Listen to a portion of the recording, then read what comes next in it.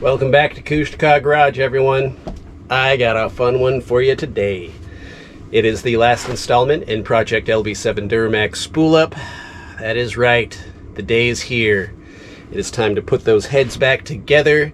It's time to install the new grade C head gaskets, put in those brand new studs. I'll show you the torque sequence and give you some tips on how to crank in those last 125 foot-pounds of torque, because that can be a real beast for some people. And it'll make you sweat, that's for sure. Your truck will make you work. Old Pig made me work for it every inch of the way. So I'll show you how to do that. I'll show you how I installed those Lincoln Diesel Specialty 45 over sack nozzle injectors, as well as give you a close-up look on that, so you can see what the kit comes with, the full install master kit. I also installed some valve cover bolts and high pressure lines, so I'll give you a look at that.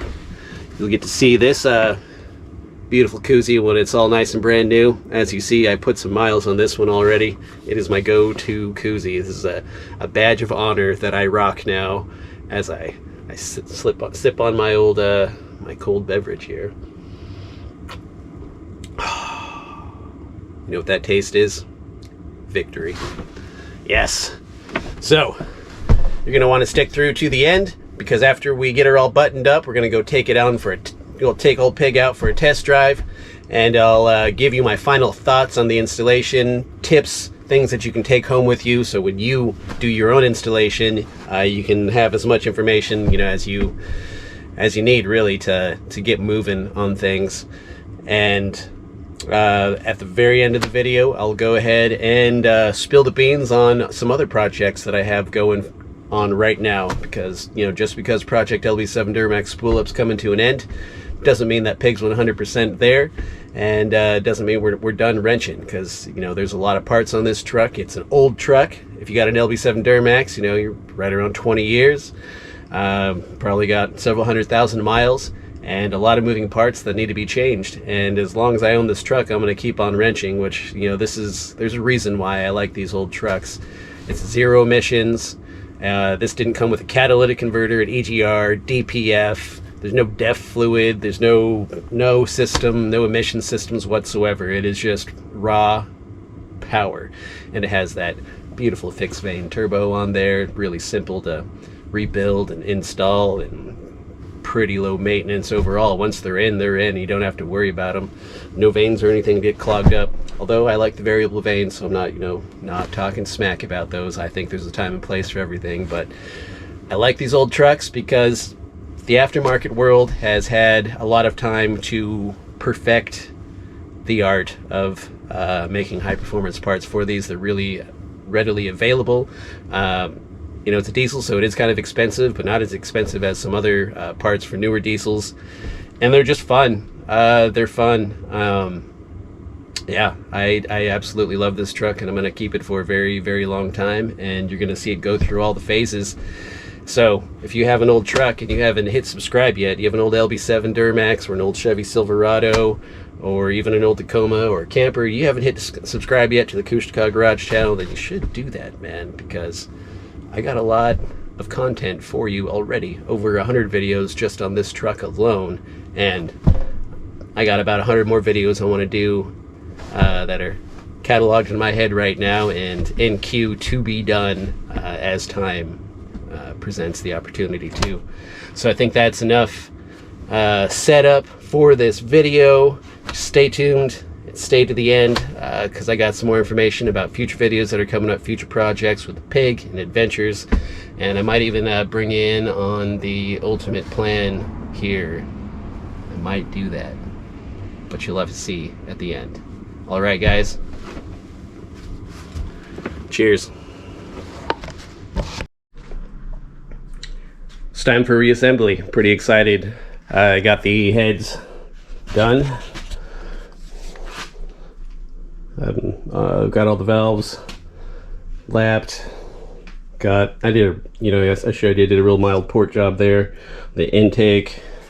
Just because there's a dog walking by doesn't mean you got to bark at it. A little port job there. I think the big thing I did is I opened up the mouth, that transition between the port and the bowl on all of them, intake side and exhaust side. I should get some better flow. Let's see, painted the fuel lines that nice bluish silver color, titanium silver. Replaced the rotten fuel hoses, which were a little thicker than the OG. Hey, trying to film here. Yeah, not going to install the injectors yet because I still got to lash the valves once it's in the engine. Painted that ficum. I think it's going to look pretty sharp. Also peppered in some gold in there. The coolant Y piece there, as you guys know, is like really buried in the engine, so every once in a while you might get a glimpse of it, but I don't know, just something different. Try, give it a gold tooth, give pig a gold tooth. Painted that black first and then kind of painted the gold over it to give it a deeper tone to it. I think this is going to look pretty sharp. I think it's going to look pretty sharp. Repainted the turbo horn black. The Y bridge I painted black, and then I gave it a dusting of that silver color to give it kind of darker, deeper color. Did a lighter silver dusting on that black heat shield. And kind of experimented with the fuel rails here. Get you in the light. Yeah, you can see I did a little dusting of gold and black in there to do something different. I don't know. We'll see how it looks once it's on there. Yeah. What else did we do here? Painted that turbo black. Kind of did her dirty. Got more black around that mouth piece than I wanted, but it shouldn't affect anything. Nice shiny black. I used that 500-degree engine paint. Got a little splash over on the exhaust turbo housing, so I suspect that'll burn off, but I did paint, use that 2000-degree engine paint on the exhaust side just to protect it a little bit. Still got to sand the block and set the gaskets and just freaking get to it, I guess. So I just wanted to show you what things look like while it's all scattered around, and looks pretty for now. This piece I always lean and step on that, so I suspect that's gonna rub down pretty quick, but for now everything is clean and pretty. Just wanted to show you. And I'm not sure how much of the actual install I'll be filming because it does take some time and I'm running out of time. I gotta go back to work, guys, so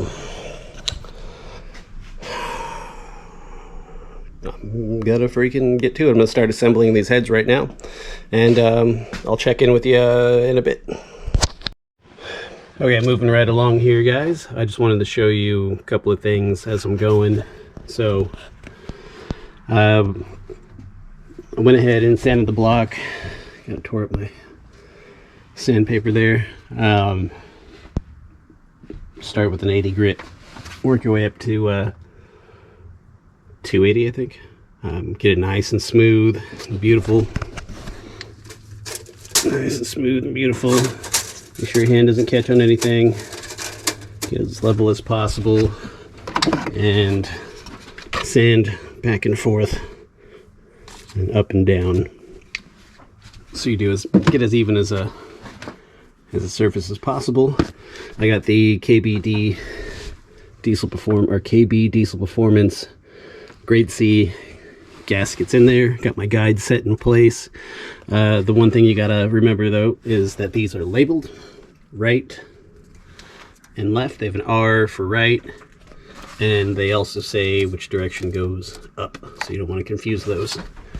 And the right side of the truck is passenger side, then of course left side is driver's side. And I don't know if you'll be able to see it, but there is an L top right corner, and I'm getting ready to put the heads in. Pretty exciting, but I just want to make sure you know that the gaskets are directional. They are made to line up perfectly with the left and right side, and yeah, that's it.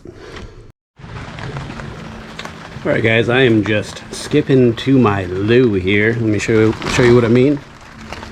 I got the heads in place. I got the studs are not torqued down yet, but I did put the studs in on both sides. Those are the KB Diesel Performance studs. Sorry I didn't bring you in on that, but I'll walk you through the procedure real quick. So every one of the studs is just a stud by itself. You'll want to put a little bit of the supplied grease on there, or any kind of grease you got a little grease gun or something, you can use that. And you want to tighten them down by hand. They do have a this one, maybe you can see that, has an Allen head on top, and that's 5mm. So what I did is I just used this little electric power ratchet and ran them all down so that they are even, and they're not incredibly torqued. They don't have a whole lot of torque on them, but they all are even. And I'm about to do the same thing with all the studs, and I'll show you that a little bit. I'm just going to run them down first with the torque, or the little ratchet there. It doesn't provide a whole lot of pressure, clamping pressure, but it will get it all on nice and even. I'm going to start in the center and start working my way out, and then I'm going to torque it. These I believe go to 125, and I forgot what those go to. I got a, here we go. If you want, you guys can go ahead and pause that, leave it on there for a second so you can see, but that's a torque sequence. Let's see, 25 foot-pounds it looks like is those little guys on top. These ones, 4 on each side. So you go 1, 2, 3, 4, and 5, 6, 7, 8, where's 9, 10, 11, 12, and it basically starts on the outside and just slowly works its way on the inside. Let's see, so we got 125. We'll probably, I don't know, maybe do a little two-step here, do a 60, 80, and then do a 125. What's that, 3 steps? Or maybe I'll do 80, 125. I'm not sure. I might do a 60, 80, 125. It'll take forever. It's 22 studs per side, but you know, gotta do what you gotta do. But anyways, things are looking nice for the most part. I did foobar my cylinder covers. I don't think I shook my can well enough on 2 different occasions, so take your time. And then when I sprayed it, it all scaled up on me, so it went from being super nice and smooth and polished to all scaly, so I had to scrape it down, and I don't know, looks pretty rough right now, but it is what it is. Also, kicking myself for this one, stepped on my fuel pressure regulator. I installed the last head. I was doing so good too. I did so freaking good.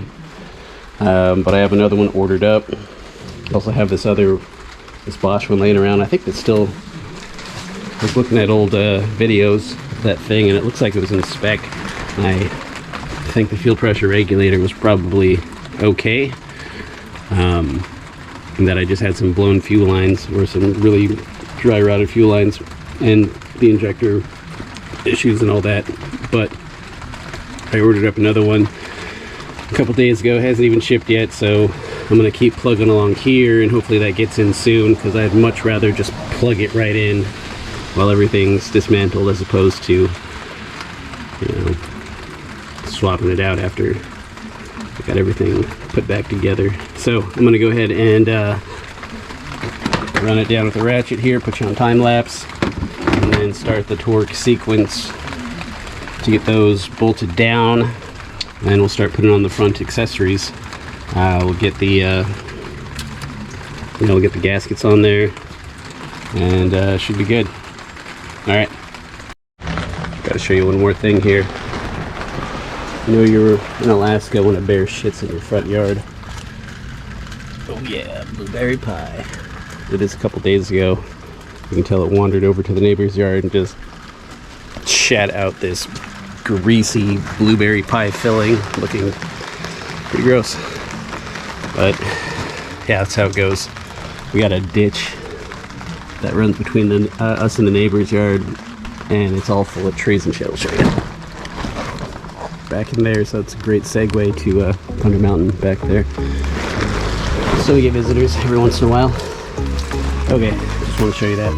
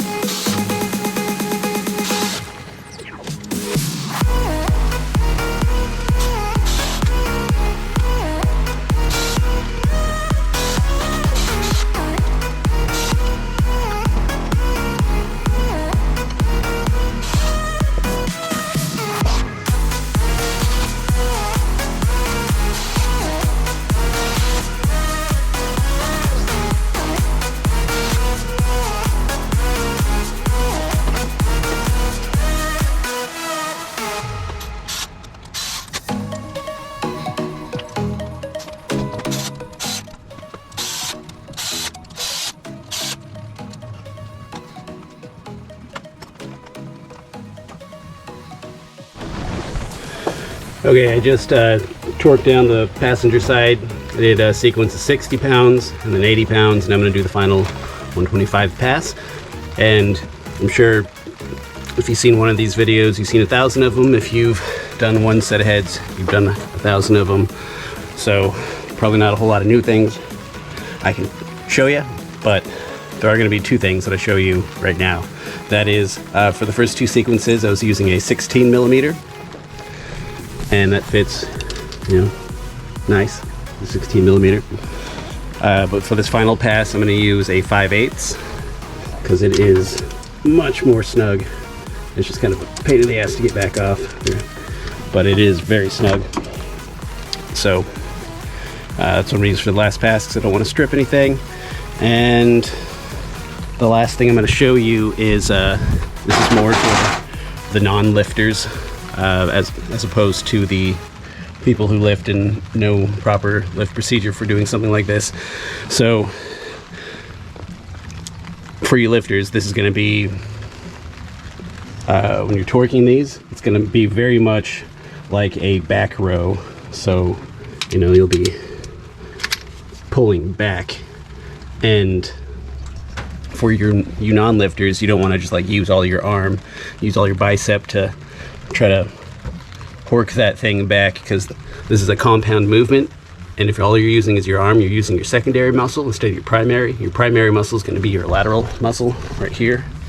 It goes up and down your back, and when you pull, you want to kind of like start by pulling with your back, and then the arm will follow, and that is just going to make your life so much easier. I did that for the 60 and the 80. I even tested it out the first time I tried it with just using my arm. I was like, okay, that's a little bit ridiculous. So did the compound movement, you kind of pull back, let all your body and everything, those primary muscles, a huge lat, do all the work for you, and then just give it a little final cinching at the end. I'll show you what I'm talking about here. Let me just get a couple of these. Okay, sorry about that. Mailman was stopped by. Neighbors there, didn't want my dogs barking at them. Get you a better angle here. Okay, so I did 5 and 6. I'm going to show you 7 and 8. Try to get you a good angle here so you can see what I'm talking about. Okay, so pull with my back and we'll see what happens. I haven't lifted in a while. I know I'm not the stud that I used to be, but I think I still do this just fine. Oh, that was could be good. No. My back. There we go. We'll do 8. On there. You can see my elbow's barely even bending. I'm just using mostly my weight just to lean back on it.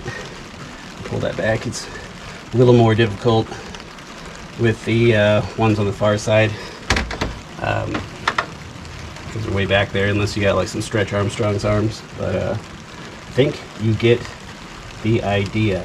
Where the hell is 9? 9, it's right there. Okay, 9 is going to be a bit more difficult. It's more of a reach.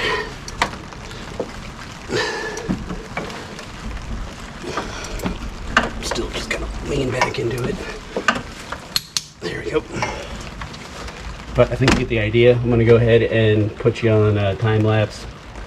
I just wanted to share those 2 tips with you. In this final torque sequence, I'm switching to a 5/8 because it's a tighter fit, less likely to strip it out. And then also just a simple lifting technique for doing those back rows to work them laterals. Yeah, work smarter, not harder. Speaking of which, totally smashed my finger when I was installing these heads. Bled all over the place. Didn't break it, just bleeding, so that was definitely not working smarter.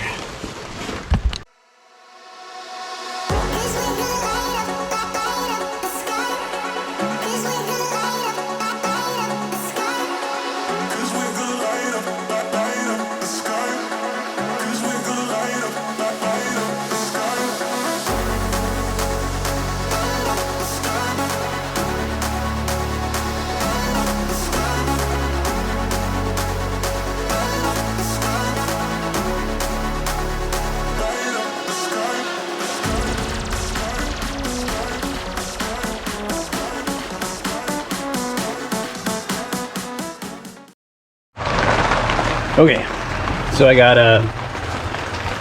the heads on, got them torqued down to spec. I'm gonna install the valve train now.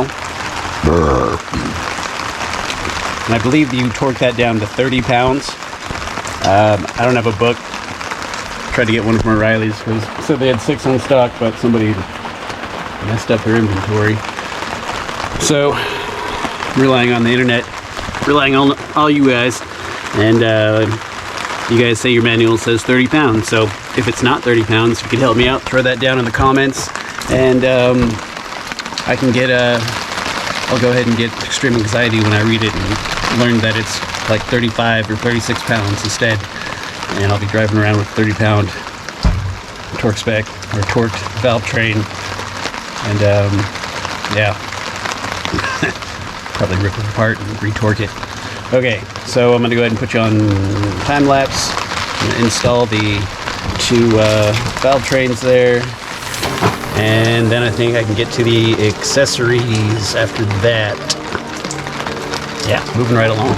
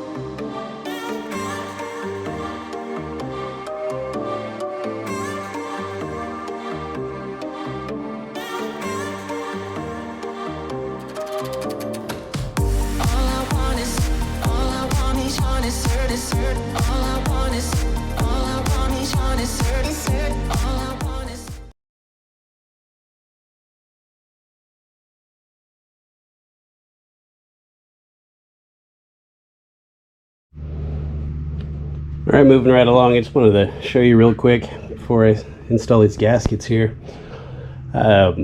what comes in the LDS Lincoln Diesel Specialties install kit here. So I got all 8 45 over sac nozzle injectors. Check those bad boys out. They look beautiful. They'll definitely do the job. They come all nice and wrapped up here in their individual little packages. Comes with the O-rings and crush washer and bag to send the injector back.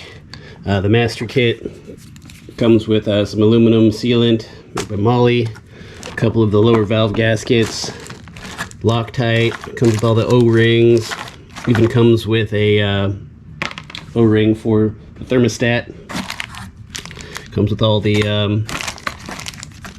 banjo bolt washers that you need, and this freaking sweet koozie, which I'm totally gonna rock. Pretty happy about that. I also ordered the aftermarket high pressure lines, and it was really quick shipping. I ordered it Sunday afternoon and they shipped it by Monday morning, so thanks guys. Yeah, so I just wanted to show you that because I'm getting ready to install these gaskets. So I can get those valve covers on, so that I can get the fuel lines on, and yada yada yada. So I want to get to the valve lashing and installing injectors and zip this bad boy up. Yeah, I also picked up the valve cover bolts from Lincoln Diesel and got the lower here, the longer ones, and then the shorter ones for the upper valve cover. So I'm getting ready to install the driver's side right now so that I can get those fuel lines on. So check in with you in a minute. Alright guys, so I'm in the valve lashing stage.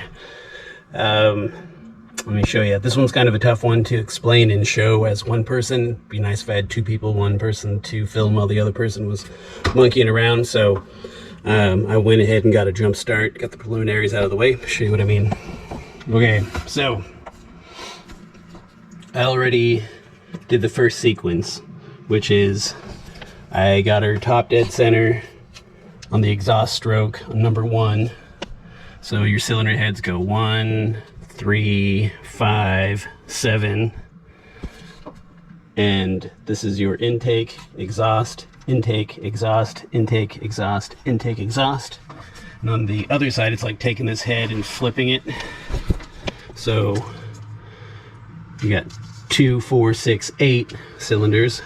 And this is a exhaust, intake, exhaust, intake, exhaust, intake, exhaust, intake. Now to find top dead center is kind of a pain, because right down in there you're supposed to have a marking. I do not have a marking, so I had to find it through other means. And what I did basically is put a screwdriver down in here and rotated the engine by putting my breaker bar into my tensioner, putting some pressure on it clockwise so that I could spin the engine clockwise, and till I got to the top dead center of the exhaust stroke, when the cylinder's all the way at the top and right before it goes into its right before it presses the valve spring down. That's where we're at right now. And that's how I know that I am at top dead center number 1. You also got to do the same thing on top dead center number 4 on the exhaust side. Okay, so I'm going to show you a little diagram here. Hopefully it shows up.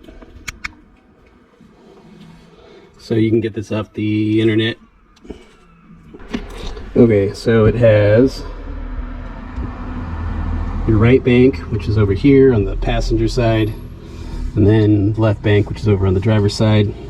When we are at top dead center on the exhaust stroke of number 1, all the reds, intake, exhaust, I is for intake, E is for exhaust. Really hoping you can see that. Let me wipe off my lens here.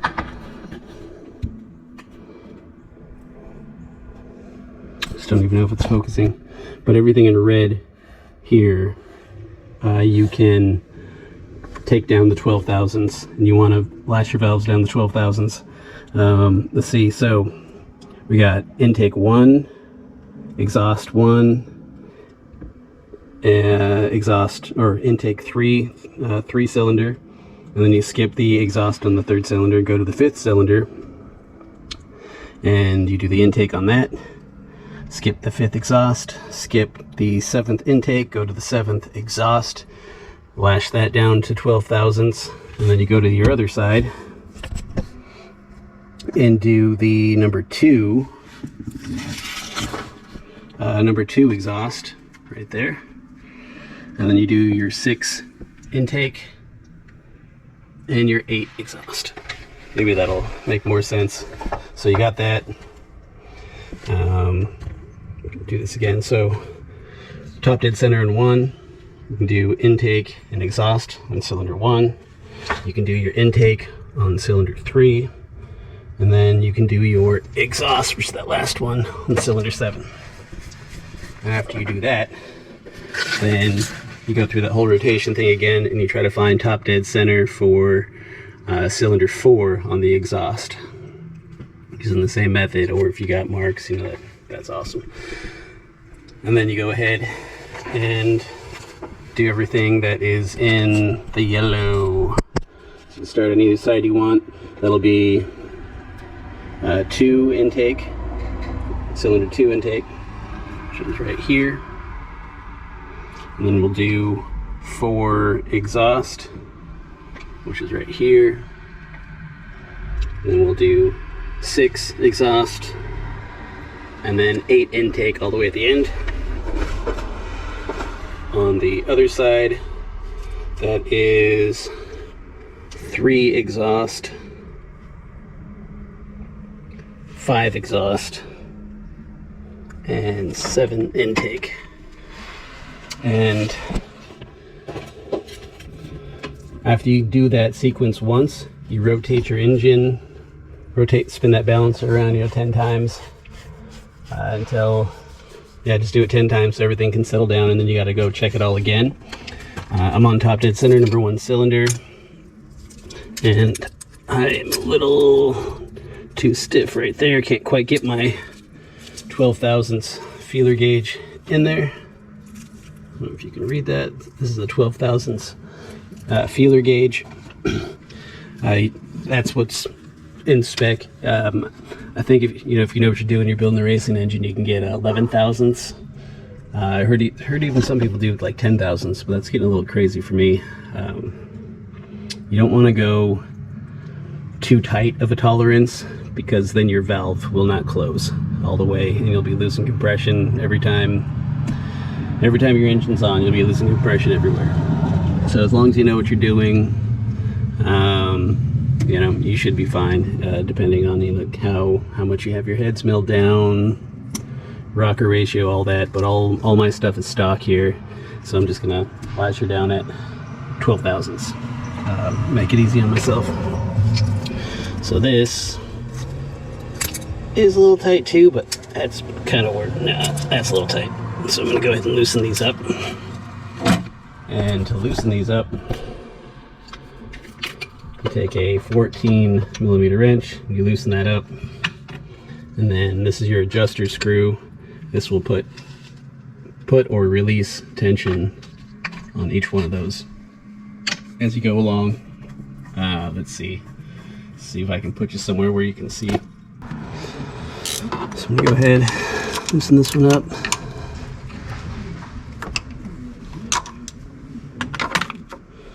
I like just a little bit of pressure on there so it holds that adjuster screw a little better. Loosen it up just a little bit.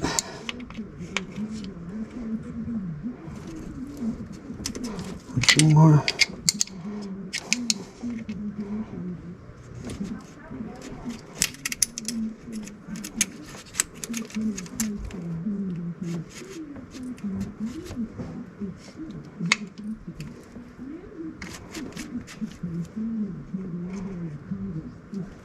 Pretty delicate procedure.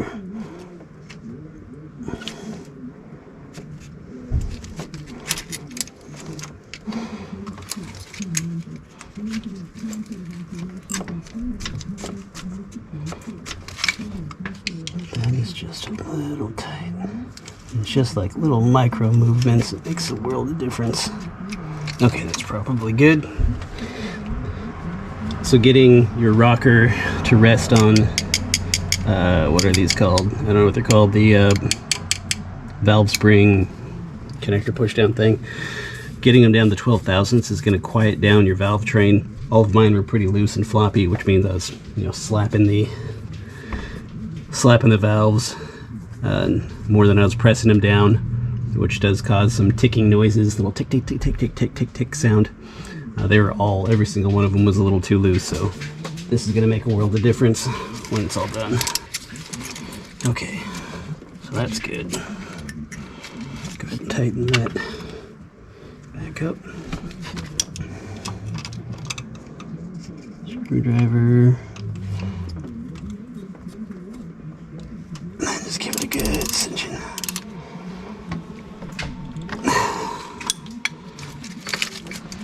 Yep, that's good. Alright guys, it's injector time. I got those valves lashed. Just went ahead and finished it off. It was getting crazy and people driving by, bucking neighbors, hanging out, bullshit in the side yard. Yeah, so I just went ahead and finished that off. Hope I got enough relevant stuff captured that'll help you out. So here I am ready to do the injectors. This is the Lincoln Diesel set. It comes with all the flow rates and even all the identification numbers on here. So because they have it listed, 1 through 8, I went ahead and found all the serial numbers, which are right on the solenoid. That bottom, if you can read that. Oh, come on. I don't know if that's going to read. It's the bottom right. It says 5467. So this is number 5467. And then right here, for injector 1, 5467. The next is 5453. those bottom right numbers, say 5453. Can't tell if it's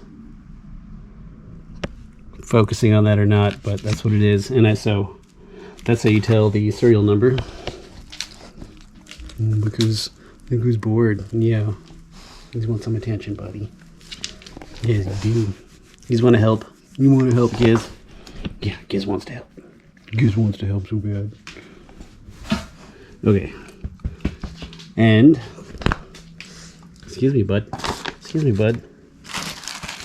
Every one of these injectors comes with a little kit here. So there's going to be 8 of these bags. You want to save these bags because this is what the cores are going to go into. Got to write out your little description thing there best you can. But most importantly, for installation, it comes with the crush washer, which goes on the bottom by the nozzle. Then it comes with 2 O-rings. One will fit right here and the other will fit right up here on the return line. I'm going to go ahead and do a few of these, and then I'll bring you in and walk you through the process. So I'll be right back. All right, so I got all these finished. I'm going to show you what I do, what I've been doing on this last one. I'm going to get you in frame there. So I'll be working somewhere over here. I can't really see what I'm recording. Okay. First things first. So I was reading the instructions there. And for the LB7 guys, we don't have to fill out these tags, so that's awesome. Okay, 2 O-rings, 1 crush washer.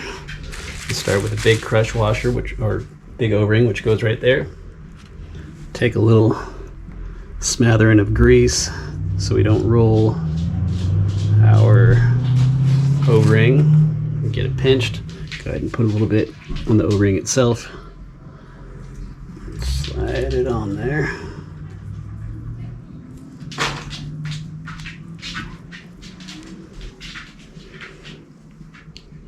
And I'm going to install these in the cups here next. I'm just going to give it a little extra grease on there so nothing pinches. Okay. These ones are pretty tight. Right here, I keep the cap on so I can rest down on it. These are a little bugger to get seated on the way.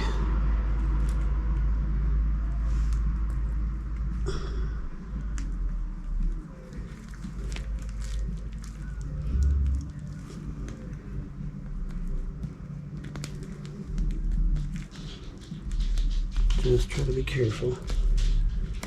Okay. Inspection, make sure it's not pinched. Now we do the crush washer. Throw a little bit of grease on there so that the crush washer seats on there, doesn't go anywhere. Before you install, just remember to take that cap off. And that's it. These are ready to be stabbed into the cups. Alright guys, moving right along. I went ahead and replaced all the O-rings that came in the Lincoln Diesel kit and cleaned out all the injector cups and everything. I just got this one last cup to install. Got it pretty clean. So this is important, and it's definitely a lot easier to install these cups when they're out of the truck, because you make sure you get a nice seal. And if you don't get a nice seal from the beginning, this will happen. If you can see that, but this ring was pinched and didn't form a good seal, so therefore the injector wasn't sitting in all the way, and cup probably didn't seal all the way either, and so carbon was just blowing all over this and blowing carbon into my head. And yeah, so that was one of the issues that I had, and that of course clogged up everything, and I'm sure it had a chain reaction. That was the only one I found like that. But okay, so when we're installing this, I like to be extra extra greasy here, just so we don't do that again. Napkin here.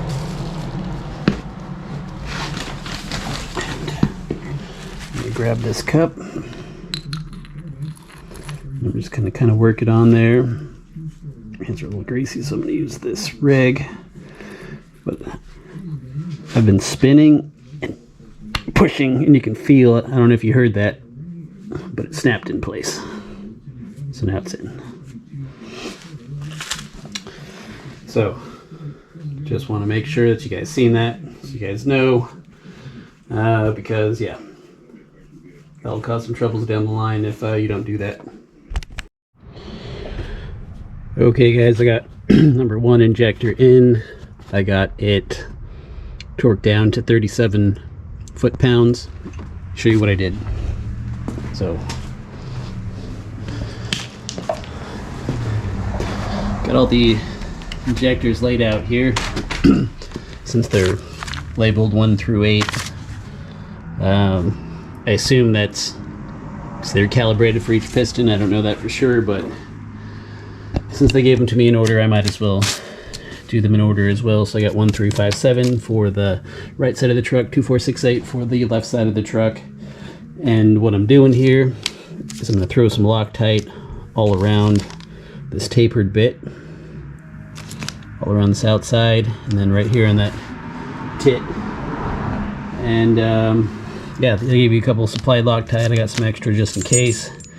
And when you install these, your hold downs only go on one way, of course. They can't go on backwards or sideways or anywhere. They can only fit on one way, so you can't really mess that up.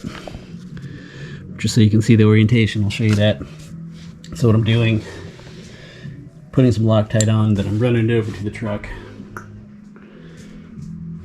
putting it in place, making sure that it, feel that little pop, which is the O-rings sliding into place, and then I'm putting it down to 37 foot-pounds. First I'm going to throw a nice dollop of grease on here though. So, see you at the truck. Okay, we got a nice dollop of Loctite on there. This is injector 3. Go ahead and slide that in. Make sure our bolt is in place. I'm just going to press this in. Yep, you feel the pop. And you know she's all the way down. Just going to run it down the ratchet. Okay, ran down the ratchet. Grab the torque wrench.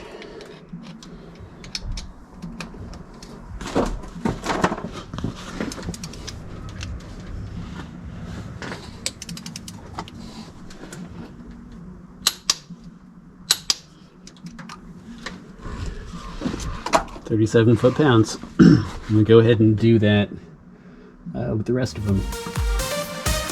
And then we can get on those fuel lines after we change out the washers. And the other side will be good to go.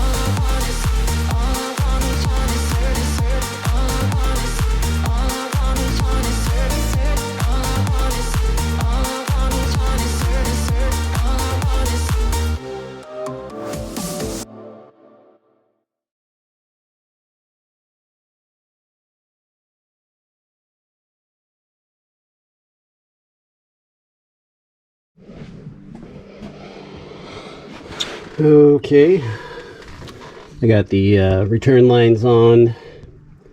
I have them, what are those, 89 inch-pound torque specs, no, 12 pounds, and 8 pounds on the return bolt. And these are to 89 inch-pounds, which is like right around 7.5 pounds. That's the lower valve cover bolts. These are the stainless ones from LDS.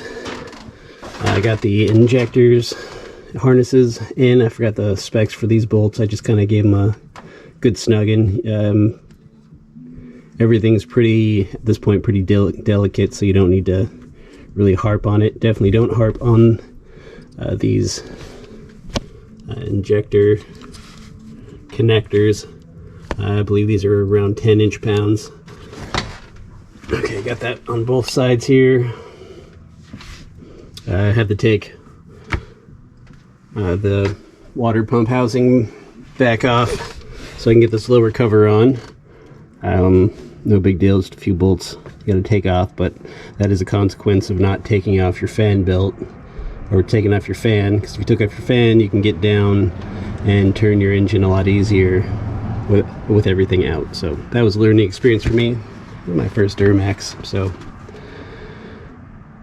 won't do that again. Alright, got her this far. Now looks like all I gotta do is put the top valve covers on and then start plugging everything back in. So pretty excited. Yeah, valve covers, high pressure lines.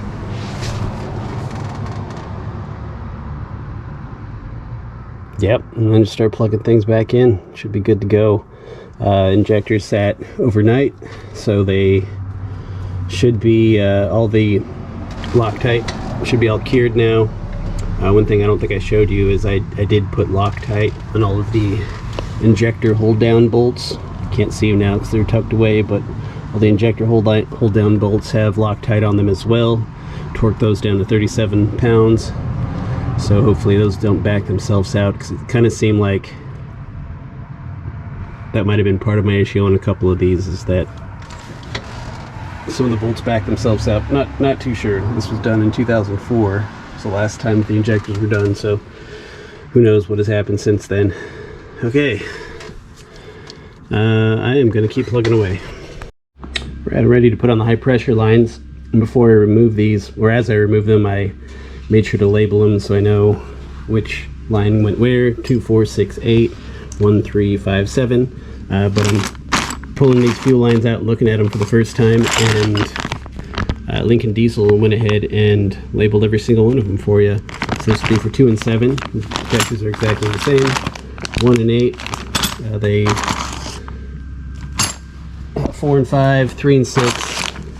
Each one of them for the opposing sides, and they look exactly the same. So I'm going to go ahead and just go ahead and start putting these guys on. So one thing you guys want to do is, after you guys get these things on, we'll go ahead and put some adhesive down in here to fill that gap, so that grime and dirt and oil and stuff doesn't get down in there and hurt our brand new injectors. But I'm going to go ahead and tighten these on. 3/4 inch wrench, and show you the end product.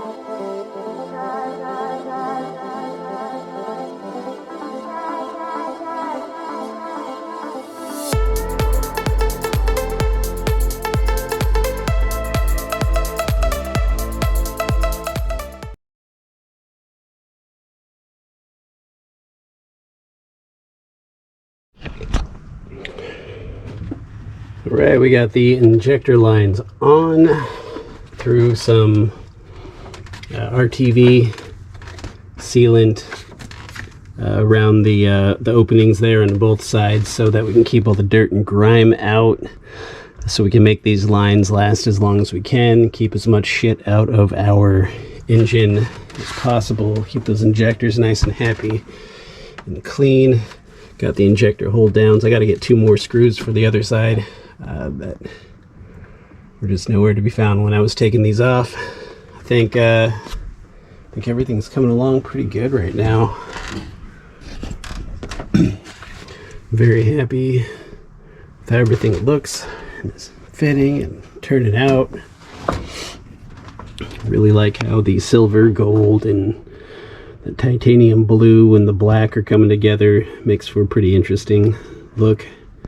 Something a little bit different, even if it doesn't last long because it's just gonna get covered with dirt and shit. It still looks pretty cool. So I think all I have left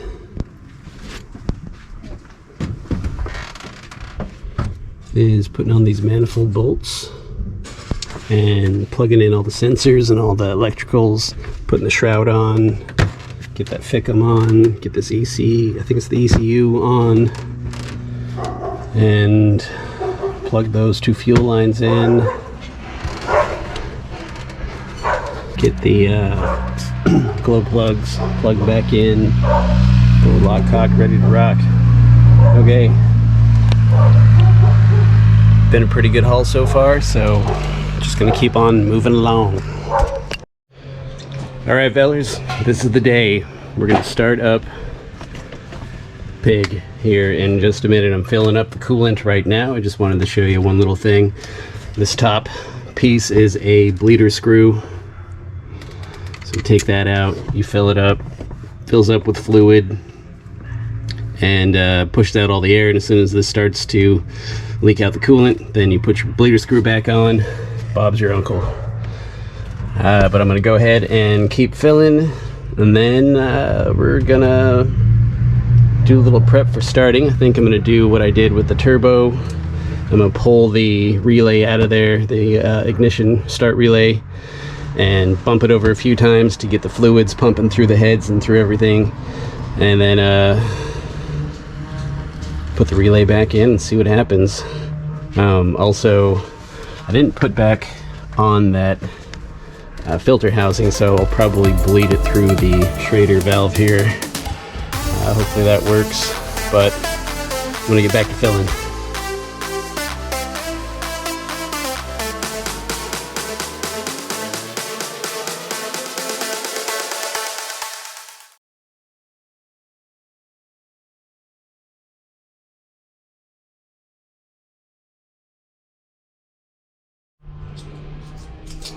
Alright, I'm going to go ahead and pull the ignition relay here, and then I'm going to start by putting it in accessory mode. And by putting it in accessory mode, I'm going to activate the lift pump, which is going to push fuel through, drain out some of the air, and then we'll use the Schrader valve or Schrader valve as needed. All right, guys. Kind of nervous. Wish me luck.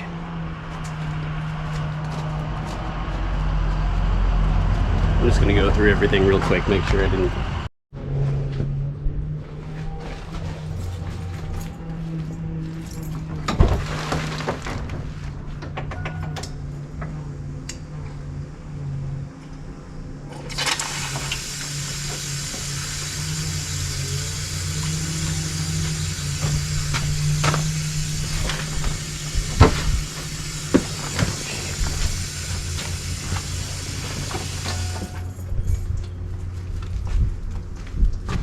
Well, got a fuel leak down here. Okay, I gotta find it now. Okay, that's one way to bleed a system. I didn't put a hose clamp on. It was there, but it wasn't on. And it's where it plugs right into the CP3, so it was just blowing fuel all over the place. Great. Okay, let's try that again.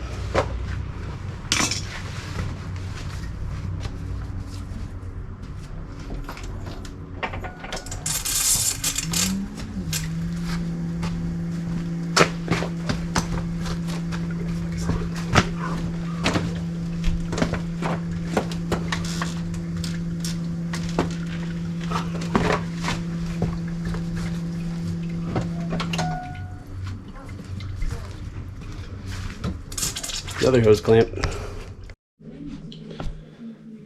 Welcome back to the Kushka channel, everyone. I have an exciting one for you today. Today we are going to start pig back up after doing head gaskets, studs, 45 oversack nozzle injectors, doing a full port and polish on the heads, being the bowl, both sides of the ports, doing a valve lashing. Pretty excited to do this. Sorry I didn't get you on the initial startup.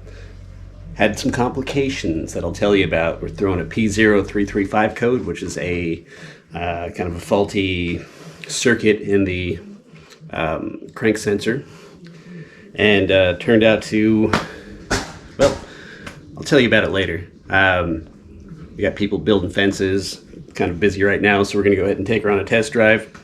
I'm going to show you the startup, then we're going to go take her up to Eagle Crest, which is clear across town and up a mountain, which is where I initially overheated, which, you know, ultimately told me that, yeah, I have a serious issue and I can't continue to drive this unless I fix it. That's when I decided to do the studs and gaskets. So I have been driving it now for 1 day, and it's pretty phenomenal, I gotta say. Pretty happy with it. The turbo rebuild with a port and polish and the billet aluminum compressor is working phenomenally. I also port matched and polished the up pipes to the manifolds. I replaced the driver's side manifold with a full bore BD power exhaust manifold, and all of that combined with everything, it's like a brand new truck. It is freaking crazy. Yeah, I had to put it back into stock tune, and it felt like it was tuned. It felt like it was full on freaking tuned. It was crazy. So I now have it back on level 2 on the PPE accelerator, and it's a freaking rocket. It is a freaking rocket. So we're gonna go ahead and get Pig started up. You'll recognize Pig, 2001 LB7 Duramax. It's a GMC Sierra 3500 crew cab long bed dually. Got a camper on back. This is my Overlander. This is one of my babies here. So I'm gonna go ahead, pop open that garage, get her started so you can hear it, and then go fuel up so we can start the fuel mileage counter, get some road snacks, and then we're gonna go on a little mini adventure. Pretty happy about this.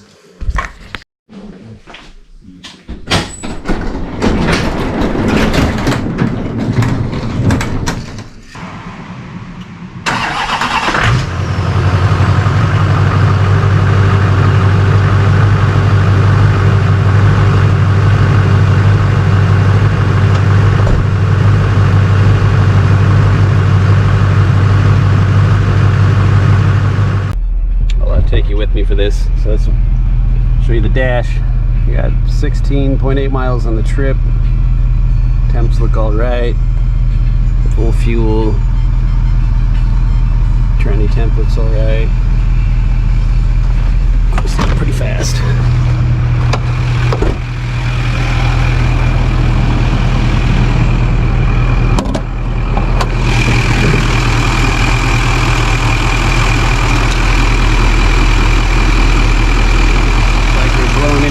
Anywhere.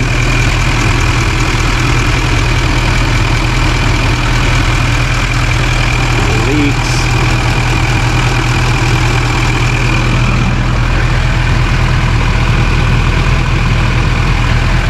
Leaks.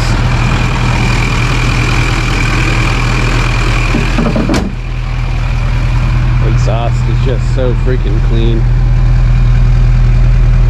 I have that PPE accelerator on tune 2, and even when I mash the skinny pedal, it's just no black smoke. It's just burning so freaking clean.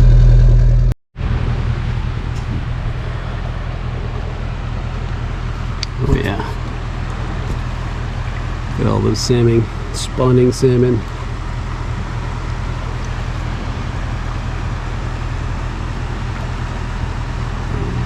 Stinks. No bear action.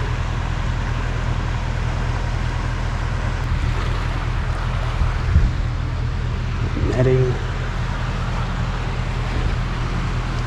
Gotta admit, I would not want to eat any of these. Unless it was a survival situation. Oh, that's a big son of a bitch right there. That might be a king.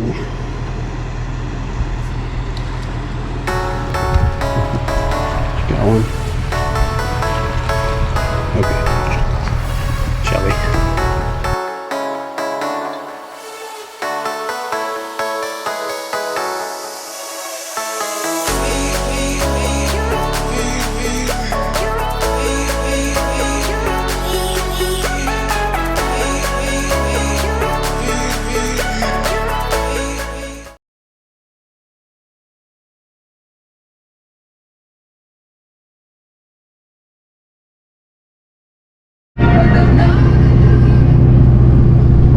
Nothing really exciting happening, so that's really good. I just wanted to show you we're hitting a climb here.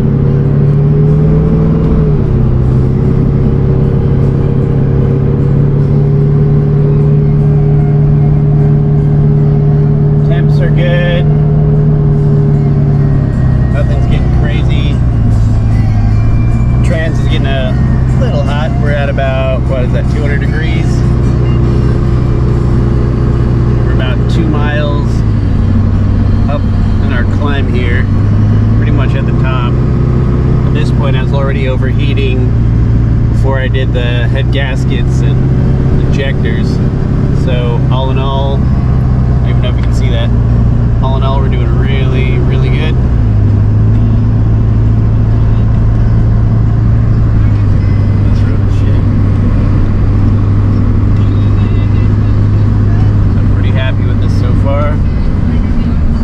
Yeah, I'm really happy with this. Actually, almost to the top now, and fuck yeah. Okay, got a little climb here. Gonna go downhill.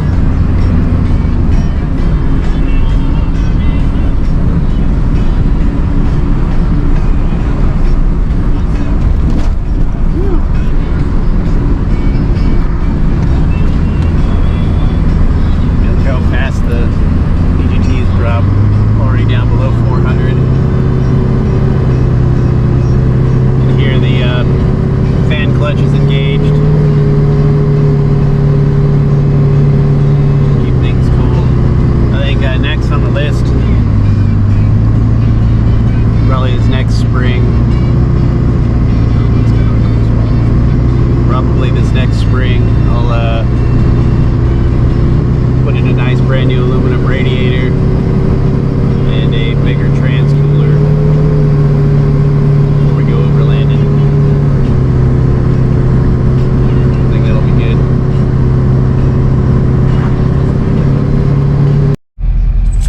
Okay, we made it up here. Let's go ahead and go do a little walk around.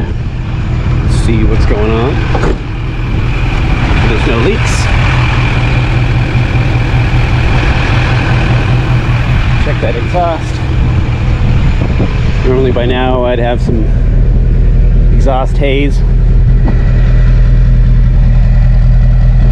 Nope.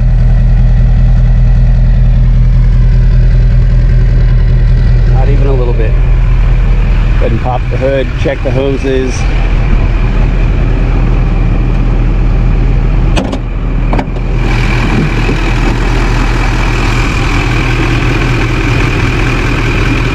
You know, she's a little firm. Okay, kind of expect that. Not bad. Did not overheat and blow coolant everywhere this time. That's nice.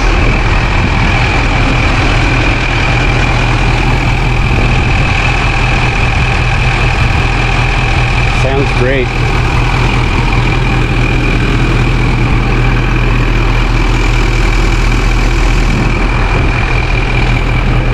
I'm going to go ahead and let this cool down for a minute and I'll just talk to you, tell you what happens here. So on that startup, reason why temps here, still not bad. Down to 37, dropping. go ahead and leave. We got a nice cool breeze right now, so I'm going to leave that hood open, just let everything cool down a little bit before we start our great descent. So, initial startup, there was a couple fuel hose clamps I had to tighten down. They were leaking, and it was 2 fuel lines that I changed very last minute before slapping it in there and started to brush towards the end. So I probably should have called it a night at that point and just went to bed, but I didn't. Threw them on there, then I went to bed. Started the next day, didn't double check my work, I guess. So that happened, and then it just wouldn't. It would turn over, but it wasn't starting. It was turning over very weak. So I hooked it up to the Chevy, threw the jumper cables on there. That helped a little bit.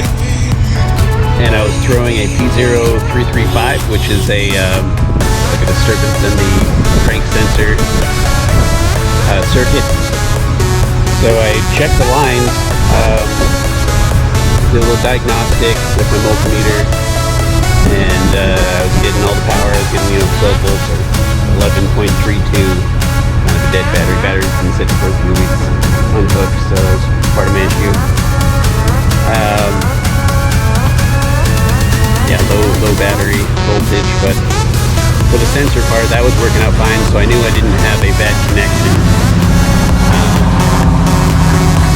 And that worked out. So I changed the sensor just in case.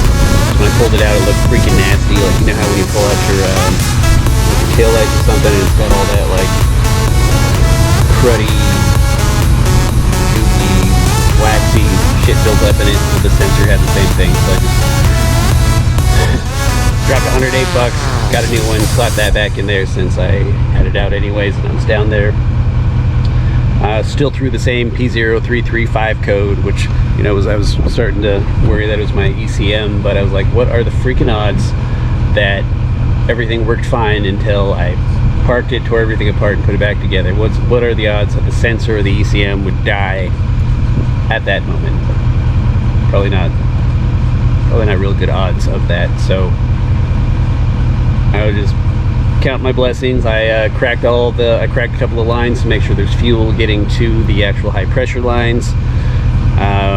I double checked all the harnesses, cleaned them all up, hit them all with an electric cleaning spray, put some dielectric grease on them, checked absolutely everything just to make sure that I did plug everything in, everything was seated, everything was working well.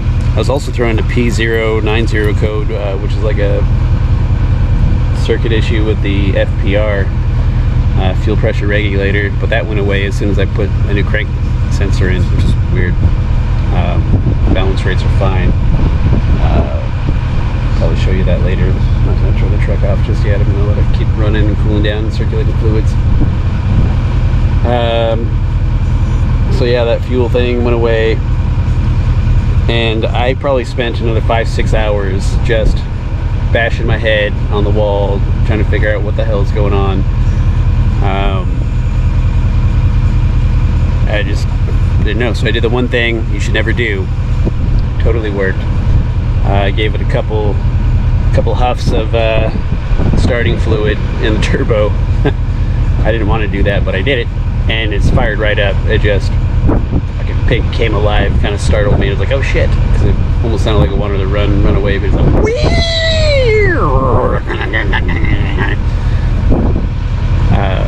startled me a little bit. Thought I really screwed the pooch on that one. It's pretty dangerous to do that.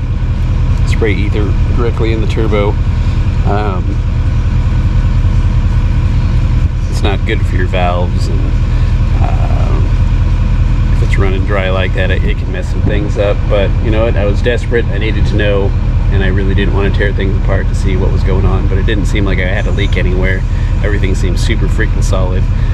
The engine sounds different when I start it now. It sounds like it has full compression. It actually sounds like the starter has to work a little bit harder to get that engine to turn over, probably because it does have full compression. But it still starts just fine. But yeah, that's why. I wasn't expecting it to start, didn't even know. It was just kind of a last-ditch, desperate act. Throwing some starting fluid in there, but ultimately it worked, fired up, and it's been running ever since. I did have a couple issues where I was blowing the heater core quick disconnects. They were already on their way out, and when I took pig out for its first rip, I blew a hose, blew coolant all over the place. So ran to the store, and luckily, you know, they had a couple quick disconnects, pretty nice ones. So I slapped those back on, and everything has been working really freaking good ever since. Yeah, I could not be happier right now with how the truck's running. It's running. It sounds great. It's cooling down pretty good. We're down to 250 degrees EGTs. Those are dropping. Everything still pretty much looks the same, but it'll cool down once we get rolling, because it's all downhill now. But yeah, pig is running absolutely freaking phenomenal. I am so happy. It was worth the effort.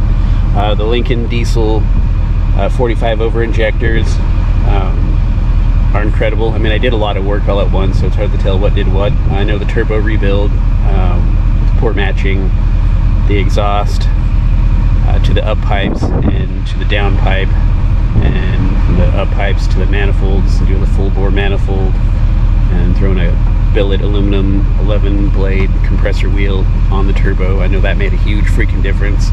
Also porting the heads, doing a valve job because all the exhaust valves leak, so I lashed the valves. As you've probably seen at this point. If not, go check out those videos if that is not included in this video. But yeah, opened up the intake and the exhaust side quite a bit. I mean, not like enough to really, not enough to hurt it, not trying to make a high RPM vehicle, but straighten it out quite a bit. Opened up the mouth and the transition point between the bowl and the port, and that helped out. Took out all of the casting that you can catch your nail on, made nice smooth transitions, and if there's anything that a turbo truck loves is more air, so that helped out a lot. And then having all the injectors installed correctly, having brand new 45 overs, it is kind of scary. I feel I worry for my transmission now. Try to keep my foot out of it a little bit. I really like it on level 2 of the PPE accelerator. So if you guys, if you have a PPE accelerator and you're wondering how that works with 45 over injectors, great. Works freaking great. No smoke at all. That first 20 minutes that I drove it, there was a little bit of smoke as the computer and the truck were calibrating and figuring out, its new parameters. But after that, I mean, this is the cleanest it's ever been. It's really one of the cleaner diesels that I've seen. Yeah, it just burns so freaking clean, and I'm pretty excited to see what I get for mileage now after it's all said and done. So I'll keep you up to date with that over the next few weeks. I don't know when this video is going to drop. It's obviously the last one in the chain, and I haven't even started editing the first one, so probably include it at some point. Yeah, I don't know what else to tell you here. Definitely change all the fuel lines, since you're going to be in there anyways if you're doing this job. There was a lot of rotted lines. Keep in mind that the 3/8 and 5/8 hose that you get is probably going to be a bit thicker, higher quality than the OEM stuff. So your stock hose clamps are not going to fit. They're going to be too small, so you're going to want to stock up on hose clamps. Stock up on hose clamps and hose fuel line, because you're going to, once you dig in there, if it hasn't been done yet, you're probably going to be replacing lines. And if you don't, you're going to kick yourself in the ass for not doing that. Because if you got dry rotted lines, then you're pulling in air and you're weeping fuel, and it's unregulated, and your truck doesn't quite know how to compensate for it, so you'll get some pretty rough idle, maybe even some surging. Your FPR certainly won't like it. Yeah, that's one bit of advice. And just clean all your parts and paint them. I say it's totally worth it, rather than just doing a half-assed job, hosing them off and throwing them back in. I think you will be very happy with the end result. As you see, the inside of the engine bay just looks a lot cleaner, looks a lot nicer, has a little bit of flair to it. I chose that titanium silver, which kind of turned out to have a nice little blue tint to it. It goes well with the gold and black, I think. The engine actually kind of, I straightened out all the wires and everything because the harnesses just pissed me off. I really hated how the wires were just going everywhere, so I straightened them out best I could. Between that and the paint job on the parts, it looks really nice. My buddy thinks it kind of looks like an old Marine engine. I gotta admit, that's what I was thinking too. As soon as I started cleaning the heads and cleaning parts, I was like, wow, this looks like an old Marine diesel. It's pretty sweet. There's actually engine underneath all these wires and parts and shit. So yeah, looks like I'm about to run out of battery, so I think I rambled enough.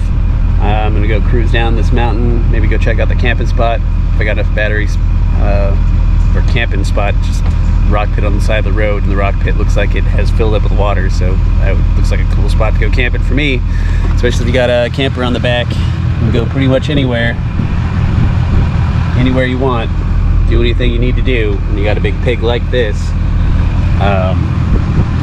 Yeah, the camper on this truck is perfect size for overlanding because I can get in and out of virtually anywhere I want to with the truck not overworking itself, and without the back end being so weighed down that it's just bouncing all over the place trying to rip the bed off the frame.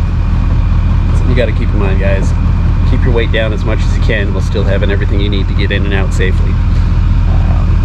Anywho, more on that later. Truck is now dropping about 225 EGTs.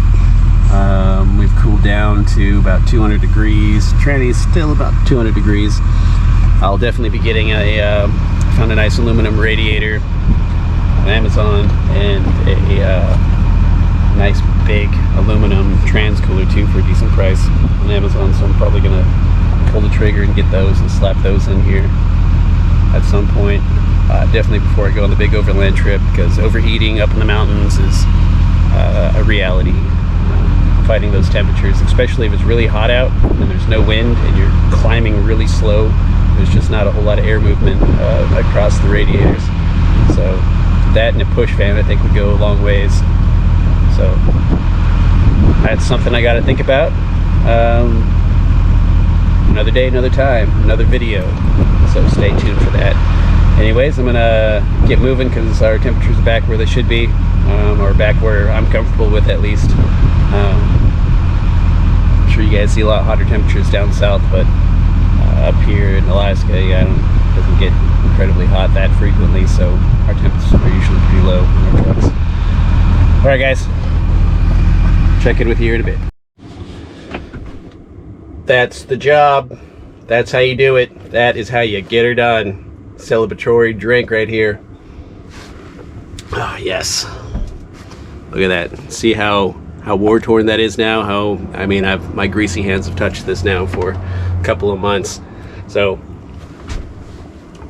speaking of that, it is now winter here in Alaska, so I didn't get a chance to do the full testing that I wanted to do before snowfall hit, but our roads are snowy and icy, so I'm not going to be ripping around or doing any 0 to 60 takeoffs, or fuel mileage is going to be a little bit different too in wintertime, but I will share with you my experience with the new build up to date. It is now first week of November of 2021. I finished putting the truck back together towards the end of August, so I got a couple of months now, 1,000+ miles on the engine, and here's what I think right now. So there's absolutely no comparison to this truck as it sits now as to when I got it back in the beginning of 2018 when it was 100% stock. When I first got this truck, I was pretty underwhelmed with its performance because it was a pig. It was slow, and sure, it had the power where it counted, but I just wasn't super impressed. My old 92 Chevy Silverado with that mostly built up 350 just seemed like it wanted to get up and go and was full of fucking hellfire compared to Pig when I first got it. Now Pig is full of hellfire, and she gets up and goes. These 45 over injectors, combined with all the porting that I did on the heads, up pipes, manifolds, installing that BD full bore manifold, rebuilding the turbo, porting the turbo, putting on that new aluminum billet compressor wheel, and of course it has a tune and all the other go fast parts on here, like exhaust. It has that nice new downpipe, intake heater delete, has a turbo horn, cold air intake, full 3-inch intercooler pipes, and I think that's it for performance, unless I'm missing something. This truck just it moves. It has a lot of power to spare, and ultimately the desired effect was achieved. I do have a lot more bottom end power. The turbo does seem like it spools up a lot quicker and at a lower RPM. Now I'm thinking around 1450 RPMs. I start to notice I got some boost already building up, and the truck just wants to go from a dead stop to it wants to fly to the moon. And no doubt that all the work that I've done, plus those 45 over injectors, giving it more fuel, is definitely making a difference overall. Couldn't be happier with it. It was 100% worth the effort, the time. It was worth all the money. And by the way, I think I have about $3,600 in injectors and high pressure lines, new bolts, new fuel lines, and knickknacks. Right around $3,600 plus gaskets and studs.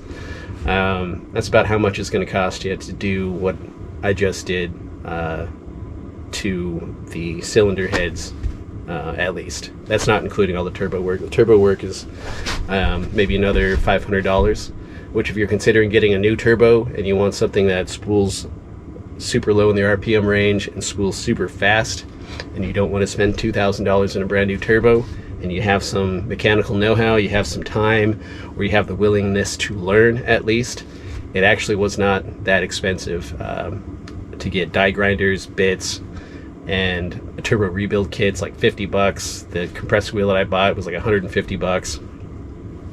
And you know, I bought a compressor tank, and all in all, oh, and the new BD full bore exhaust manifold, all of that, all the turbo work that I did in this project was all right around $500. And that's, you know, and that, oh yeah, and the downpipe included. It actually was super cheap, and I got a lot of bang for my buck, a lot more than I would say just replacing the turbo, you know, for $2,000. Not talking shit about upgrading your turbo. If that's what you want to do, you know, more power to you. I think one thing I was considering and why I stuck with this turbo, besides that I wanted to see how much I could push a stock turbo, and also I wanted to I like the smaller diameter, or the stock size. It's, you know, it's not tiny. It's a 60 millimeter I think inducer on the compressor side. It's not by any means, you know, a tiny compressor, but it does have light components. It does light up very quick in its stock form, and I just wanted to make that light up even quicker, lower down in the RPM range, and I accomplished that. And I wanted to show you how to do that as well, because I know I got a lot of truck pullers and I got a lot of haulers, and I might even have a few overlanders, but we all have the similar goals in mind with our trucks. We need our trucks to work, and they need to work in the range, the operating range that we work in and we spend the most of our time in. I'm thinking a lot of you guys like me don't spend any time on the track, and you know, we might do a little bit of racing around on the street every once in a while, but you know, we're not spending time in the track. We're not doing a lot of drag racing. We are working our trucks, using them for their intended purpose, and you know, that's what this channel's for. That's what this build's for, and this is the kind of information that I am trying to share with you guys. Another drop in the lake, right? So that is the whole point of this. And with the turbo now being fully rebuilt, I'm now toying with the idea of compound turbos and throwing a bigger turbo over the stock turbo. But more on that later. I think, what do you guys think? You think compounds? You think I can push old Pig on the bottom end even more and make it even better for overlanding? I sure would like. I like the sound of lower EGTs and full range of power from the bottom to the top and whatever I want it to do. But I'm thinking I'm going to have to put some time and effort into the transmission first, because, yeah, Pig is already pretty dangerous as it is, and I only have it on level 2 right now. Which brings us to, now that Project LB7 Duramax spool up has come to a close, with the exception of, probably going to wait till the spring or summer to do the full test and give a full review on everything and how I like it. Several months from now, several thousand miles from now, once this truck is 100% settled and I've had time to play with it. But now that otherwise Project LB7 Duramax spool up has come to an end, what are we doing next with Pig? What's next on the docket? I got over 100 videos on the channel just on pigs alone, so what else can we really do? Let me tell you. So I got about maybe 10 or so videos in queue right now that need to be edited and posted for you, but in there is a transmission cooler, an oversized transmission cooler that has been rocking pretty hard for me right now. I also still have to install the new aluminum radiator that's sitting in my garage. I also have to install a new steering gearbox, because the one that's in there right now is a little loose and it leaks.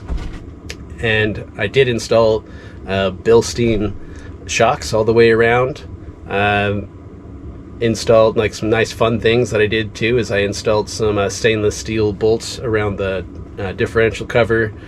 I did a new transfer case seal, so I'll show you how to do a transfer case seal, show you how to change the transfer case fluids, the rear diff fluids, and I think I ran out of battery power or room on my SD card, so I don't think I got the front differential recorded. I'm not sure, but it's, I can do that again in the future here for you. Also installed a new ABS pump, and I did new LED cab over lights. I got new LED headlights on the way, nice 360 degree LED lights instead of like the diodes on each side. Creates a lot of shadows and it's kind of annoying me, so I wanted to give these 360 lights a try. So we'll see how that works. I installed some really sweet taillight assemblies that my buddy gave me, and there's a little bit of work involved with those because it takes the bottom backup light, moves it to the top, so we got to extend the wires a bit, and I got some LED lights on the way that I have to install, which means I got to install some new resistors for the blinkers so they don't like hyper blink on me. And what else did I do? I feel like I am forgetting something. Oh, put in a new starter. That's kind of a beast. If you've never changed a starter in a Duramax, it looks easy because there's only a couple of bolts, but how the hell do you get in there with such tight tolerances? That's the question, and I got an answer for you. You're just gonna have to watch that video when it comes out. Definitely be doing a lot of maintenance like that. I want to get my hands dirty and do some fiberglass and fix these dually fenders, and do some new rocker panels as well, and a lot of maintenance items like that I still need to do. Eventually I'd like to paint the truck. I did get a new paint gun so I can paint it. And big project though, excuse me, big project, big picture, further down the line stuff that I'm still trying to figure out the logistics of and how to do is I want to get this camper that I rebuilt earlier this year back on the red Chevy. Now, if you remember the red Chevy, it's a 1992 Chevy Silverado K1500 with a Chevy 350 that my buddy and I put in there about 12 years ago. Brand new short block from Mr. Goodwrench with a handful of some fun go fast bolt-ons. I put on 3/4 ton suspension on there. But as you recall from the bumper videos, when I took off the rear bumper, there was some frame rot in the back because this was an old boat truck. So I got to remove that bed. I got to do some frame restoration. I now have some C-channel now that I could use as fish plates. I just got in new shock mounts for the rear. So then I want to get the coilover shocks, so it gives me an extra 500 pounds of capacity, and then do a full frame restoration on the back end, get it all painted, stitched back up, and put that bed back on so that this camper can be moved over there and be solid. Also, I have a rebuild kit for the engine, and I want to do a conversion from flat tappet over to hydraulic rollers and do a full port and polish on that, or port match like Pig. I'm not going to go super crazy on porting. I just want to straighten out those ports so that I get nice smooth transitions, high velocity, because I believe I still have the 193 or 194 swirl port heads on there, which I know a lot of you gasser guys always dog on the swirl port heads, but you diesel guys know that, you know, what are your swirl numbers? You know that swirl is absolutely imperative to building low-end torque. If you've ever pulled 12 valve Cummins heads and you flipped it over and you look down those ports after pulling those valves out, it's got a swirl ramp. It looks just like the 350, and that's because that's, you know, if you got one air intake and one exhaust, you need that swirl ramp to spin that fuel and air to build, you know, or to get maximum atomization so that you can get that low end power. And that's why those swirl port heads are, you really can't touch them below 4,500 RPMs. They're the perfect truck head for tow and haul, and for climbing mountains and for doing all the stuff that I do. Perfect for daily driving, great emissions, great fuel mileage, great for like the start and stops in small towns or in a farm or in dirt roads or whatever. If I lived down south and, you know, I did a lot of high speed driving, I probably would choose different heads, but for what I do here in Alaska, I think those heads are perfect, so I'm not going to change them. We'll just rework them a bit and try to I don't know, improve their efficiency just a little bit, and then throw in a nice matching hydraulic roller cam with more lift and more duration to really help them come alive. And then once that is all put together, I'll have a nice little camper rig for the made out of the red Chevy. And then what am I going to do with Pig? This is where the magic happens. This is where the fun is, I think. This is really what I want to see happen with Pig in the next phase. I would like to put at least a 4-inch suspension lift on there, and I would love to do a single axle swap. Let me know in the comments what you think about that. Should I keep it a dually or should I do a single axle swap? I'm thinking if I do a single axle swap, it won't be for a couple of years. So in the meantime, I probably will do the lift, and I'll do bigger tires on the dually, like 255/85 R16s, which is approximately 33 inches tall and 10 or 10.5 inches wide. And I think that'll give Pig a really aggressive, nice stance, be a little better for off-roading, help me get through some of those potholes and divots and login roads a little easier.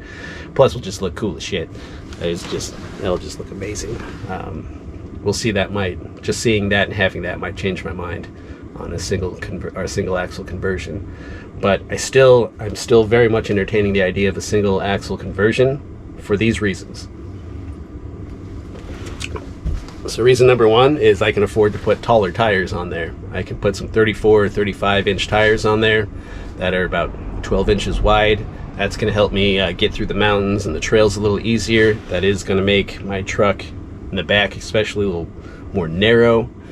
And then I can take this bed off, sell it, throw it away, do whatever I want, chop it up, build a flatbed on the back of Pig, and then build a box. I'm going to call it a doghouse, just a sleeper for overlanding. So the truck overall will be shorter, have less air resistance. I'll be able to get through some more overgrown trails a little easier, and I think that would make this truck really badass for overlanding and for my summer trips. And then I'll still use this camper, of course, for winter camping, and probably throw it on the ferry and do some road trips here and there, because that Chevy 350 it pulls great as it is right now. And that bed being a 6.5 foot bed, and this camper being built for a 6.5 foot bed, it just makes the most sense for me to do that. And I really like how this camper looks on that truck too, and I really like how that truck runs with this camper on the back. It's a good pair, good matchup. But we'll see. By the time that happens, I may have changed my mind 1,000 times, and I may just decide to keep the camper in the back of Pig, because Pig doesn't seem to even notice that the camper's even back here. Doesn't cause Pig any trouble whatsoever. In fact, so to get back to the build, new heads, end of project LB7 Duramax spool up. How does it drive now with the camper on back? Great. So I noticed that it holds on the 5th gear when I'm climbing hills a lot easier. It's not searching for gears as much as it was before. And you hear people say, it holds on the 5th and lugs through 5th. Pig doesn't lug. Pig holds on the 5th and purrs and just cruises up those hills like nobody's business.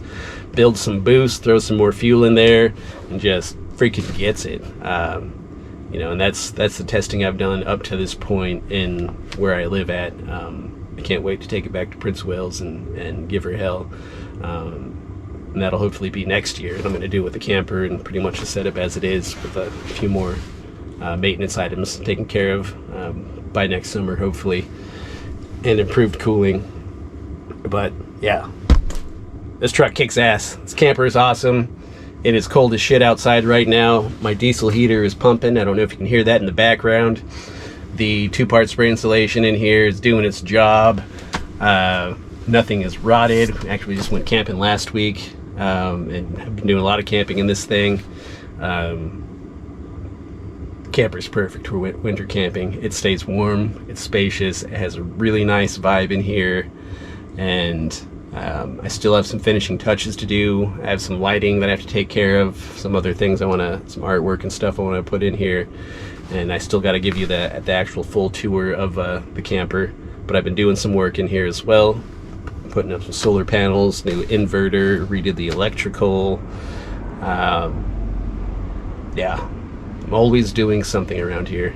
Anyways, I think I brought you up to date and I talked your ear off enough. As you can tell, I'm very passionate about this and very excited to do this type of work and to share it with you. And I hope it helps you out in some way, some form, especially this truck content, guys. I know a lot of my subscribers, a lot of you viewers out there here specifically for the LB7 Duramax, and there's not a lot of content on the web for us, which is a huge reason why I started this channel. It's just so I can share the information that I've learned with you, and so that maybe it helps you get back on the road, because YouTube and the content that is on the internet has helped me out very much so over the years with this truck and other trucks. So this is me giving back to you. Another drop in the lake. So without further ado, I'm going to end this video, give you one more celebratory cheers. Hell yeah. I hope you're doing awesome. Hope you're staying safe. Winter's here, so if your roads are icy, please, be cautious. Take your time. I want to see you back here again. So, cheers, guys.